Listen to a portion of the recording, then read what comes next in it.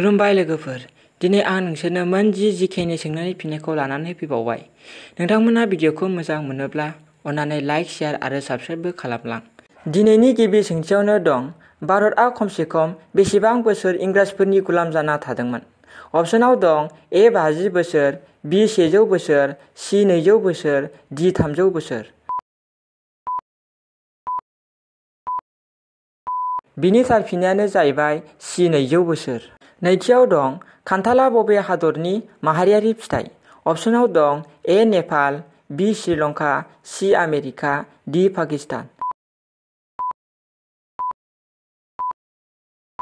बिनि थार फिननायानो जाहैबाय बि श्रीलंका। थामथियाव दं, बुहुमाव गायजानाय सबसे सिगांसिन मैगंआ मा? अपशनाव दं ए जोगोनार, बि आलु, सि टमेट', डि फान्थाव। बिनि थार फिननायानो जाहैबाय बि आलु। ब्रैथियाव दं, सलायखौ गिबियै बबे हादरा दिहुनामोन?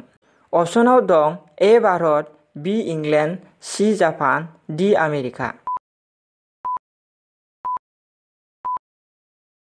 बिनि थार फिननायानो जाहैबाय बि इंलेण्ड।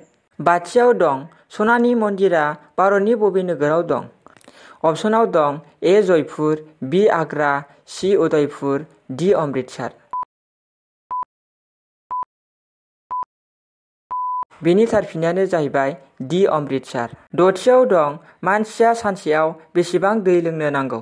अपशनाव दं ए 5 लिटार, बि 8 लिटार, सि 10 लिटार, डि 15 लिटार। बिनि थार फिननायानो जाहैबाय बि 8 लिटार। स्निथियाव दं, बबे ग्रहआव हिरानि अखा हायो? अपशनाव दं ए बुध आरो शुक्र ग्रह, बि शुक्र आरो मंगल ग्रह, सि मंगल आरो बुध ग्रह, डि इउरेनास आरो नेपसुन ग्रह। बिनि थार फिननायानो जाहैबाय डि इउरेनास आरो नेपसुन ग्रह। दाइनथियाव दं, थैनायनि उनाव मानसिनि मेलेमा बेसेबां गोबावसिन गोथाङै थायो? अपशनाव दं ए 5 मिनिट, बि 10 मिनिट, सि 15 मिनिट, डि 20 मिनिट। बिनि थार फिननायानो जाहैबाय बि 10 मिनिट। गुथियाव दं, गोजाम गंगा होनना बबे दैमाखौ बुंनाय जायो?